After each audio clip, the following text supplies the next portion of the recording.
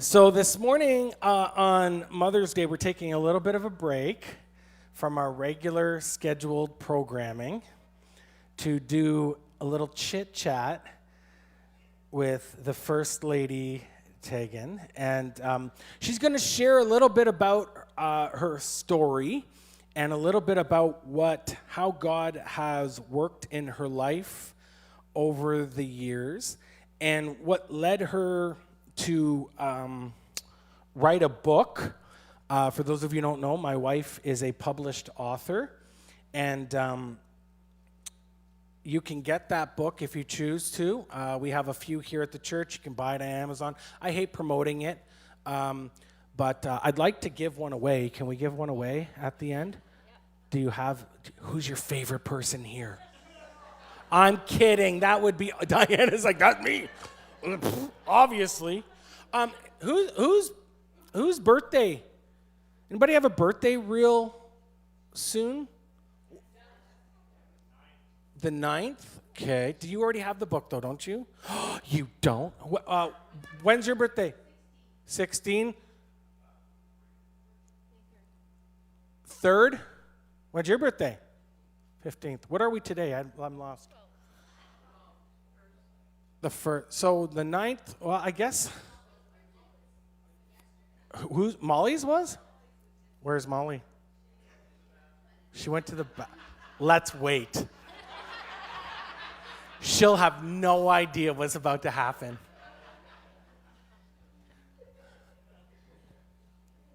No, we're going to wait. We're waiting. Okay. No, let's talk amongst yourselves. Oh. Here's the topic. The Partridge family. They're neither partridges nor a family. Discuss. Wait. Oh. No, ladies and gentlemen, it's Lisa's birthday today. The embarrassment, and you don't want that. There you go. You get a book. Happy birthday. Steve, you're in so much trouble. Oh, man.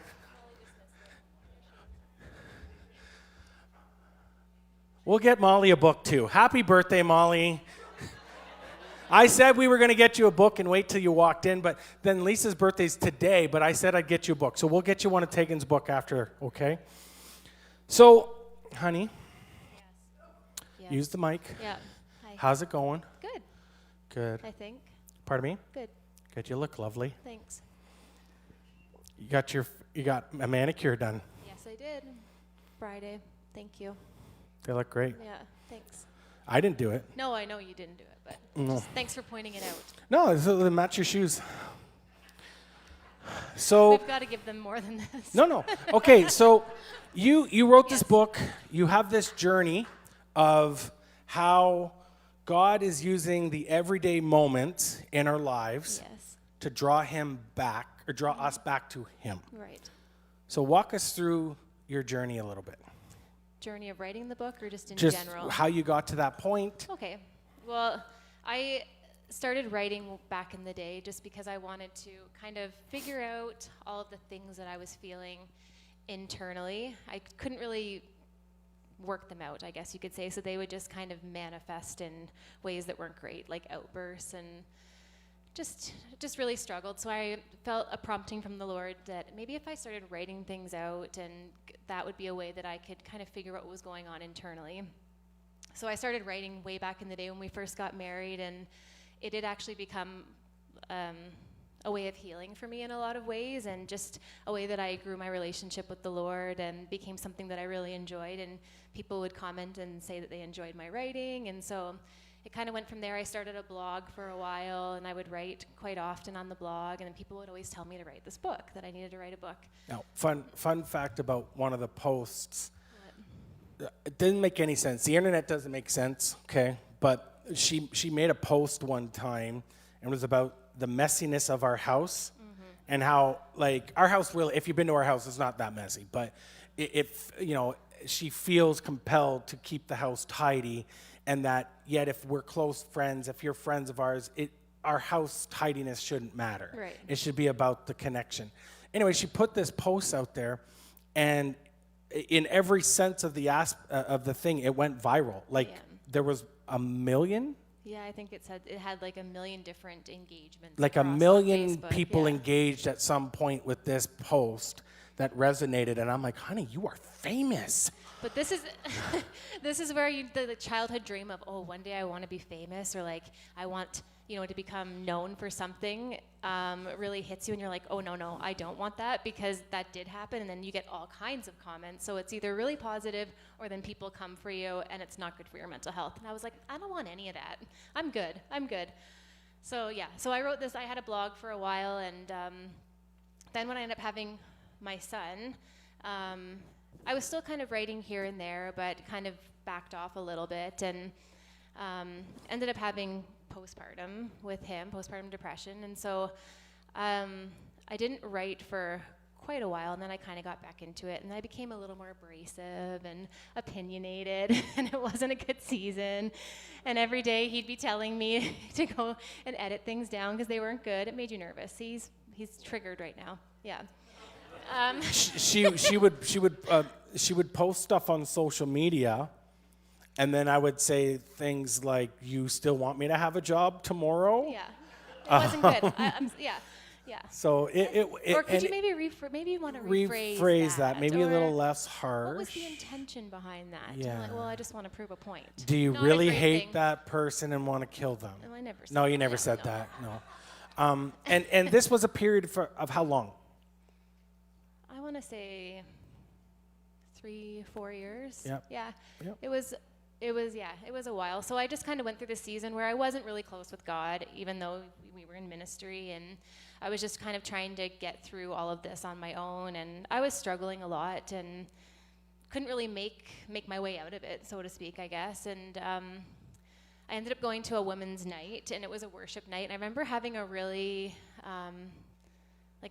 like a really strong encounter with the Lord, and nothing changed overnight in that moment with any of my mental health or anything like that, but I just remember feeling like he was there and that he cared, and so it began this journey towards some healing in my life. So do you want me to get into that right away? Or? Well, and then so during this time of this 3 to 4 years of postpartum and mental health, just talk about the feelings you had and the emotions you had about mothering and parenting as a whole in that season for you. I think the biggest struggle that I had was I was quite introverted, and so for me to recharge, especially working in a field where I'm constantly with people that I don't know and I feel like I have to be on, and it takes a lot out of me, to then come home and have a small child and realize that I could never just shut down and be alone again was really hard for me. And so I was struggling in that capacity where I just felt like I was almost stuck in a way. And even though it sounds so awful to say that now because it's my child, but I just remember feeling so lost, or like I'm never going to have energy again. I'm never going to be the person that I was before. I'm never going to have my own identity again. And just feeling lost and all of that. And it was that looming feeling where I just wanted to hide underneath the covers and want nobody to bug me. Yeah, like you would say, I need to just go recharge after Yeah. work, and you get home around 3:30, and then your recharge time, well, you'd wake up the next morning. Yeah, I would abandon him. Well, I wouldn't see you for that evening sometimes, and I'm like, wow, that's a long battery that needs to be recharged. And it started to affect our marriage. It started to affect the kids or the child at the time. And we didn't have family here, so it's not even, I would get very resentful because I'm thinking like, oh, I have friends, their moms will just pop in and say, I'm gonna watch your kids while you go get groceries, or they could just have a sleepover, or even just have someone come and watch them so they could go out for a date night, or just all these little things. And we didn't really have that, which is why one of our really good friends, Carly, she kind of became that for us, and that's why we ended up naming our daughter after her, because there would be times where I would have a severe panic attack. I drove through the garage door of our house one time because I was having a panic attack, and my son was losing his mind in the back of the SUV, and I went to go drive out to get away. and I hit the button to close it too soon, and I like ran my vehicle into it because I couldn't even think straight. Now, just for accuracy's sake, I just want to point this out. How many times have you actually run into a garage door? I think twice. No, only twice. That was the bad one, though. That was the sad one. That was the sad one. Come on, that's... So anyways, then I drove back into the garage. So anyways, yep. So anyways, I drove back into the garage, and I said, we're not going anywhere. And I went inside and just like had a breakdown. You guys were doing something youth related. And then within a couple, like half an hour, I just remember looking up, and Carly was standing there, and she just took Bennett and said, okay, we're just going to go for a while now. And she just came and swept For it. those She of you was who like may an not angel. know who Carly is, she was the redhead who led worship a couple weeks ago here. And we named Vale after Carly, her middle name is Vale. And yeah. so she's had a big supportive impact in our lives. Yeah, And she's Auntie Carly. Auntie Yeah. Carly for sure. Yeah. And when she just came back from Sierra Leone. Mercy ships. Yeah. She was 8 weeks in Sierra Leone on Mercy ships, helping people, kids, cleft palates, surgeries and everything. And she's just a wonderful, wonderful. And a foster mom. And a foster Single mom, gal foster mom, takes kids in all the times, and a pediatric nurse. So shout out to Carly. Yeah. And if Yeah. you're single here, she's available. Anyways, okay, so we went through this journey of 3 years and 3 or 4 years, and it became It was really hard on you. a big struggle for I guess for me, in the sense of like trying to support you, and then moments of like not knowing what to do, what to say, not knowing how you would react, and trying to figure out, knowing that as a husband, I know there's something wrong, but also as a husband, if I say anything to my wife, and I was like, I can be feisty. Yeah. you can be a little feisty. See, it's good. And so we were having discussions about like, maybe you should go see somebody, Yeah. maybe you should we should figure this out. Yeah. And so continue. Like, Well, I think I always say the big thing for me when I realized that there was something deeper going on there and I needed some medical help was when I didn't brush my teeth for 7 days, and I'm a dental hygienist, because I just didn't have it within me to even do that. Even that was overwhelming and daunting to me. And I'm like, yeah, this is an issue now. that was the So breaking point it for me was, too. Yeah. Yeah, it wasn't good, but it's a sign. So that's, it makes me a very empathetic professional now, I guess, because there's more going on than what we ever know, I think, for a lot of people. So yeah. That's good. Yeah. Yeah. So yeah, we ended up going, and I went and saw my doctor, and I told her that, and she kind of backed away and was like, yeah, we might need a prescription to help you out of this. And I think she had basically kind of more or less diagnosed me with having really severe anxiety. Like, everything just was so overwhelming to me, and always had been. Like, I had always had anxiety to begin with, and this had just heightened it because there was so much more pressure and responsibility on me now. There was for a lot of the season during this time, she would finish work on Friday, get home, and then have severe anxiety about going back to work on Monday. Yeah. And our entire weekend was ruined because we couldn't go anywhere, we couldn't do anything because she was so anxious about having to go back to work. Yeah. And very tough season, really, yeah. Yeah, it was. Yeah, so and then she basically said, like, and because of all this anxiety, you get yourself so worked up and you're overthinking everything that it does lead to like an element of depression, because everything is just so overwhelming that you shut down. And that was completely, I couldn't verbalize that, but that is what was happening to me. So yeah, I ended up having some help medically like that, and it did help a lot. It kind of, I don't know, it just relieved some of the pressure and gave me a bit of peace in a way. And yeah, I don't know, but I didn't really, it wasn't that it was a sign of weakness for me, because I don't think that at all. I'm all for medication and help when it's needed, especially when it comes to chemical imbalances and things like that. But a couple years later, after I'd been on this and been faithful to taking it, I just felt like the Lord was kind of prompting me to pray for healing. So I started to pray for healing in that way, and started writing some more, and my walk with the Lord became better, and so I started believing him for that healing, and I ended up having a healing moment in my bedroom one night just by praying a simple prayer. Yeah. So she was in her room, she was listening to a sermon, I think, or worship, and that the preacher on the other end said, if there's somebody watching right now who feels they need healing, just to pray for it. Yeah. And she was healed. And I know she was healed. And you heard me cry one Sunday when I was trying to tell this story and not tell it about Taigan, but it was Taigan. Surprise. It was like, I wish people could understand, because the minute she came down the next morning, and I mean the minute I saw her, I was married to a new woman. After 4 years of being one way, I could tell right away that something had changed. Now, she didn't necessarily come down and say, I'm healed, but I could tell, like that fog, that mist in the eyes was removed, that there was a little bit of spark of joy, there was something, and I was like, what happened last night? Like, did you just get a really good night's sleep? Did you over-medicate? I don't, like, you are, like, what is happening right now? And she kind of said, well, I don't know, like, I prayed for healing. And it didn't, like, it wasn't instantaneous, full, like, release.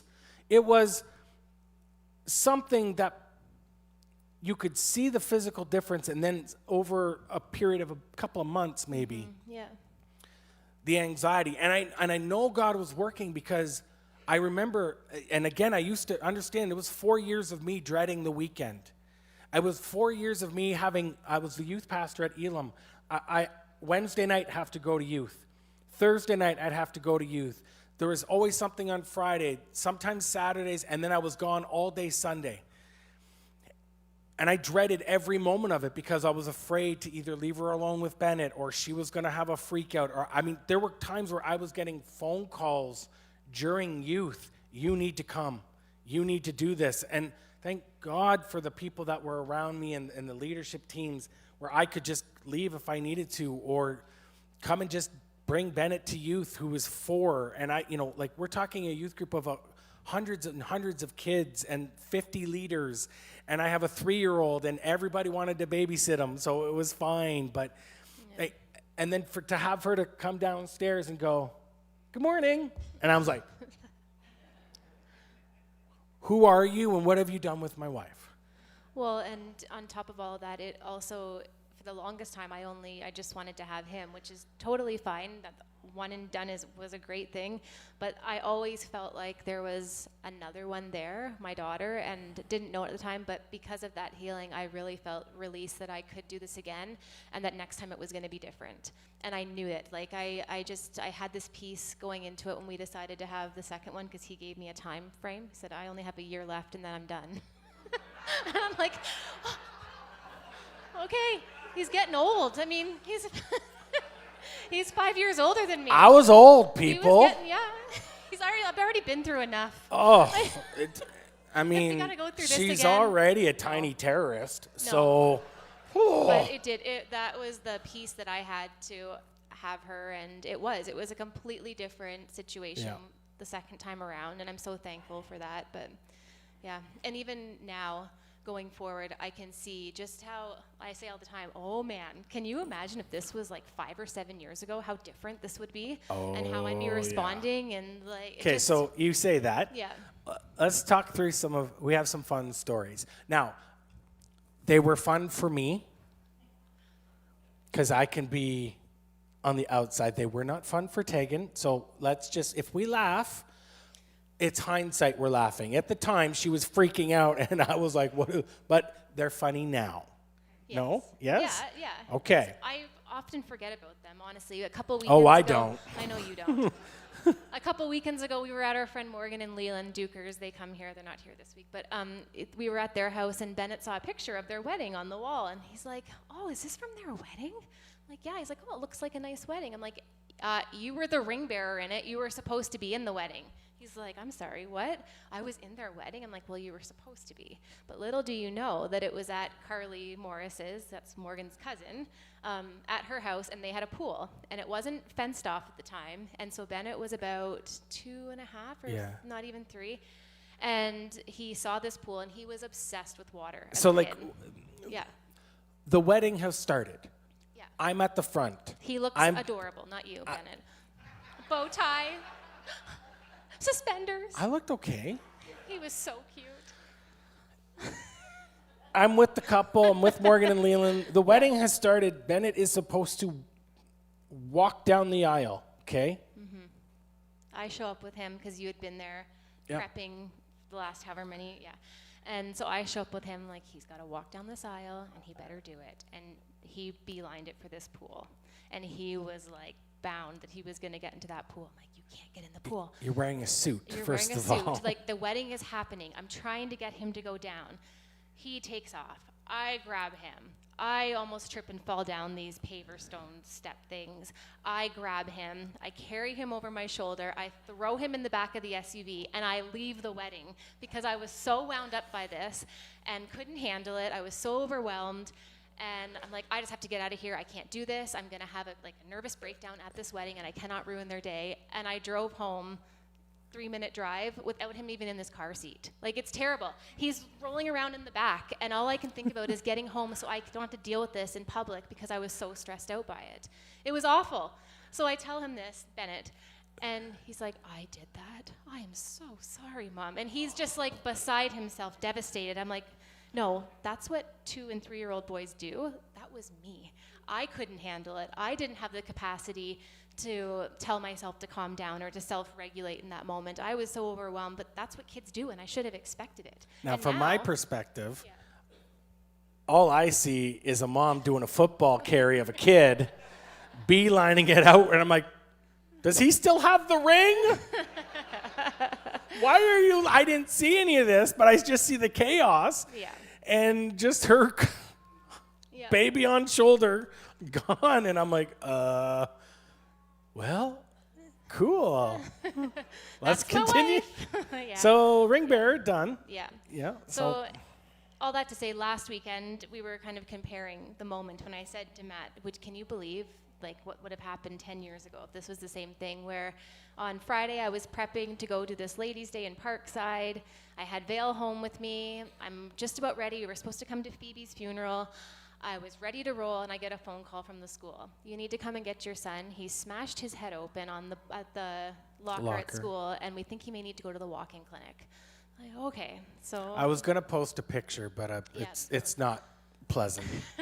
So change of plans. I'm like, okay, Vale, we have to go get Bennett. And then we go to the walk-ins, and every one of them is 3 hours long to wait. So then I just message Anne-Marie, and I say, what would you do? I'm like, good enough. I'll go home. But it totally threw off the day. And then in the car, Bennett says to me, oh, Mom, I'm always doing this stuff to you. First Morgan and Leland's wedding, now this. And I feel so bad that you're missing Phoebe's funeral. I'm like, oh, Bennett, no. This is not anything that you've done. And in that moment, I was really able to tell him just about the journey of the Lord and how we're constantly changing and how these stories shape us, but they also bring us along in our journey of maturity with the Lord and being able to handle it, and just how he uses it all for good. And it was nothing that he did. He's a kid, but it's more about me and my maturity and my walk with the Lord and my healing. So expand on that a little bit. So you end up writing this book. You end up sharing these everyday moments that change our lives. So expand on where you were, where you are now, and how God has used those moments, and how he has, what's changed about you. Yeah. For me, when I wrote the book, it was mostly just little essays about the moments within my life and within motherhood and just everyday life where I have found God and where he's shown up and been so real to me since my healing. Because I just wrote this last year, a couple years ago. So that's what the book has been about, and it's just the word Selah means pause and think on these things. And so those are the moments where I've just taken a deep breath and thought, okay, God was in this. Or afterwards, in hindsight, I've looked back and said, okay, this is what God was doing in that moment and who he is making me into the person he wants me to be. I think one of the biggest changes in my life has actually been in the last year, because I've had this shift from me. God, what do you want to do with me and in my life? And what do you have next for me? And he's really turned that view around to who is he? What has he done for me? He is good enough in all of this. And through that, I think the gospel has just become so much more real to me. And so all of these things, I could look back at them and I could be totally devastated by them. I could be embarrassed and never want to talk about them. But to me, God has been so real in them that I want to share them because he has changed me. So, yeah. And I would echo that by saying, you know, like you said, the reactions and the responses that you used to have when certain crises came out. The time we were at a wedding and Bennett started choking and you panicked. Oh, yeah. And just threw Bennett at Carly. Weddings aren't good for me. Don't impact Carly, yours. true story. True story. Carly has saved Bennett's life 3 times from choking. Yeah. Okay? I don't do emergencies. But now, even so, I'm prepping for this funeral. I'm here. I get a text literally 2 minutes before the funeral starts. Bennett's head is gashed open. He's bleeding. We got to go to the hospital. I'm like, oh, are you kidding me right now? And I'm flashing back to the old Taigan, where I might need to go. And God bless and thank Pastor Chess for saying, you know, if you need to go, like, go. I got this. And I was like, thank you, and that's awesome. I think we're going to be okay. But if this was the previous Taigan, it would have been crazy. And so to see her reactions and her responses and see the peace, just this peace that Jesus brings in the midst of tangible physical chaos, but even in our own lives where things seem to be like they're spiraling out of control, and it is completely out of our control and we can't control it, to see her have these Selah moments, these like, not like it is what it is and so be it, but just more like, okay, this is beyond my control, but I also don't need to freak out about it. Like I just gotta, okay, God, I need you in this moment, versus before trying to solve it yourself. Or I think like the healing is the once, like the period in my story. That season was done. And then after that, it's been, now my relationship with the Lord is growing in such a way that yes, there is, even when something like that does happen. Last night, both my kids are up puking in the middle of the night, 4 a.m. And I'm like, you know what? The old me would have totally ditched you this morning. I would have said, well, you got to figure it on your own. I'm not coming. I'm going to stay home with my kids. The new you made me clean up the puke, though. Yeah. We're going to do it together, and then we're both going to be up there wondering if we make any sense because we're both tired. Yeah. No, I came a little late to the party last night, and she decided she was going to clean Vale, and I got the puke section, and I lost that battle. You did great. Thanks, yeah. hon. I don't know. So, okay, so we're coming. We're going to land the plane here. Yeah, you told me I have to land the plane. I'm not good at landing the plane. You're gonna land this plane so good, honey. I can't wait. So, as people, as moms, as dads, as congregants leave this place this morning, knowing your story a little bit, getting to know a little bit more about Taigan, what is it, either from your book or from your life, your journey, what is it that you want them to know as an encouragement as when they walk out of this place this morning? The biggest thing that I always want someone to walk away with when they hear any of my testimony is just that you're never too far gone for the Lord. That I grew up in church. I got saved when I was 5. I went to church with my grandma and grandpa my whole life. And even in ministry, when I felt like a disaster and that you could have been married to somebody much better to do this journey with, the Lord has never left me. And when I've returned back, he has been there. I told you that one of my favorite stories is the prodigal son. And one of the reasons why I love it so much is when I had read about it and I listened to a couple sermons about it, somebody had mentioned that the way that the father responds to the son when he returns was actually like that of a mother. and that in that culture, men did not run. They didn't show emotion like that. And so when the father runs towards the son as he's returning, that was like a mother does. And I know that feeling with my own kids, but I also now understand that love from God. And just that he's always looking to redeem our stories. He's always looking to redeem the bad things in our lives for the good. And even when I think like, oh, Bennett must look back and think I was so crazy when he was little, or like just wishing that I was different.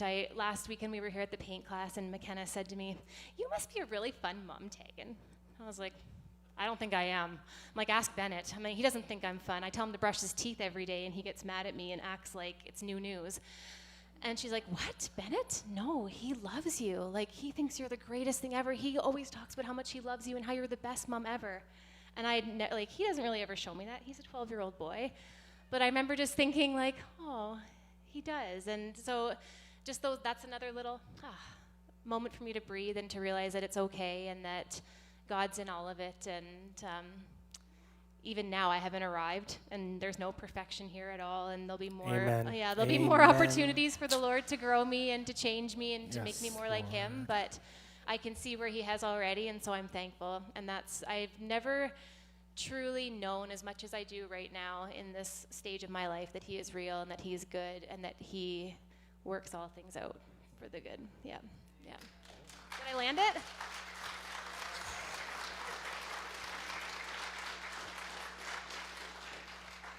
I was nervous she was going to be so good I might lose my job, so I might have lost my job there. Can you pray for us as we go? And we'll have a couple of announcements, and then we'll go from here.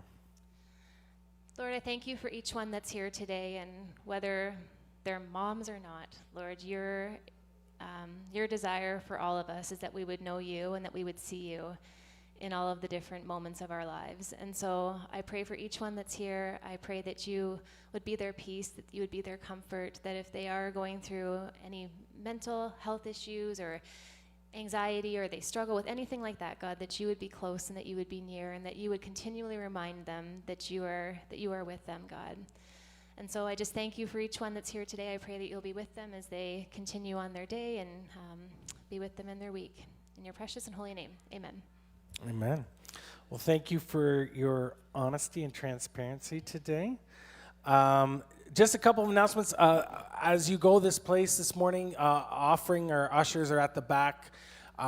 They can do your offering. There's also an Interact machine that if you want to give tangibly that way, we have Interact and email transfers, all that stuff. We appreciate your continual giving here at the church. And then ladies, on the way out, again, don't forget the photo booth.